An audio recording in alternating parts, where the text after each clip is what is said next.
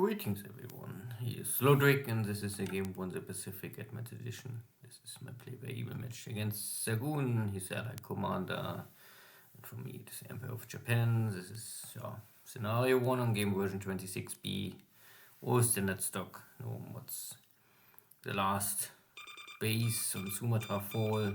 There's a dot base left, but this will be also soon under Japanese control. And I detect here a cargo ship, but torpedo deck failed. Now there's a patrol craft attacking the submarine, but also failed. So nice. And then there's the other cargo ship, a smaller one, and this one I can catch. He has no escort, looks like. So, naja. Is okay, but would be better to sink 2 cargo ships. But it also means there's activity between Karachi and Aden, or Africa at least. So the short route is active for Xargun. Not that I can really do much there. It's simply out of range for anything I have. Only submarines can maybe intercept them.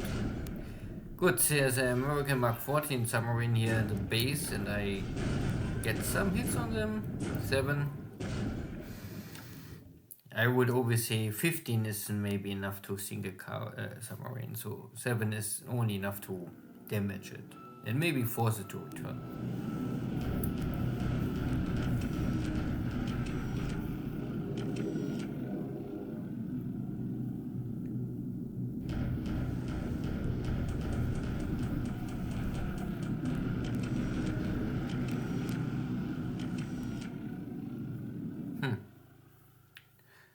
No real airstrikes in the morning.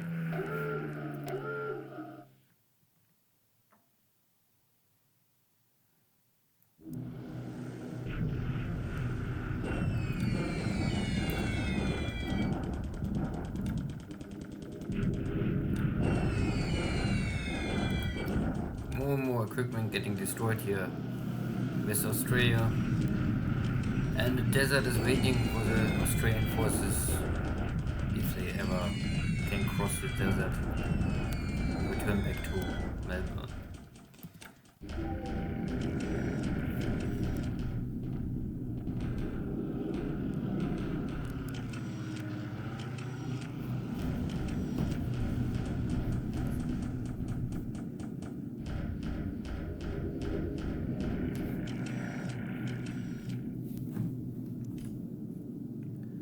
So not really too much activity. A lot of flag, 90% or even more is related to Japanese activity. So I still carry this match, and Xargun is still reordering or remanaged or setting up his forces. Good, Chang.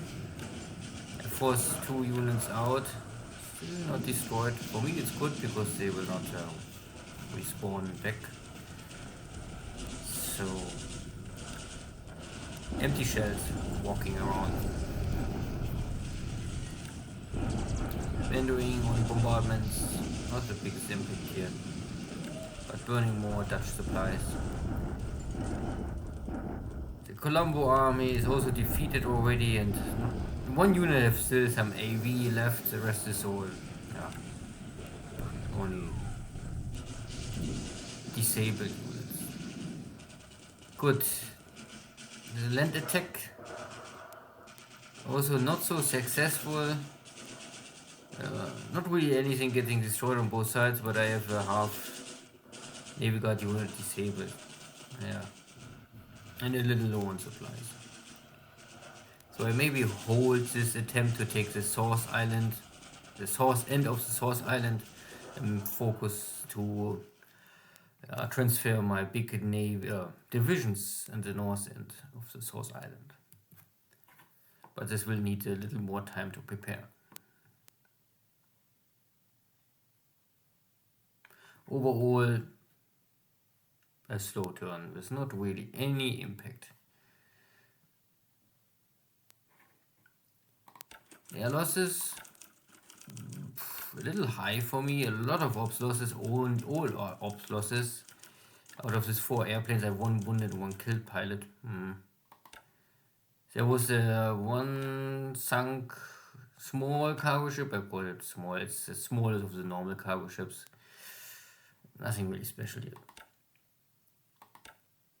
And yeah, nothing else. In China, there was only this wave, a successful battle at Aichang. Okay, I forced the Chinese back to the mountains. Now they're really nearly empty. There's nothing more inside this unit, so maybe one more battle they're dying. You can also see that the Chinese are trying to come back to the road. So I will bring in some of my police force to welcome them. I think there's no AV left, so even police troopers can do this. And the rest of China is really inactive. There's nothing to talk about. There's also not really any updated or changing situation on Cylons. The British are retreating, trying to reach my small source end base here. A Navy Guard unit is here already trying to more or less intercept them and force them. Because if my unit can enter the hex before the British come out, then they cannot run away more. Then I more or less close the hex. You can still see that the British can enter this hex or this hex. But if I enter here, then I close the border more or less, and they could only retreat to this one. If they actively walk, not retreat, only walk out.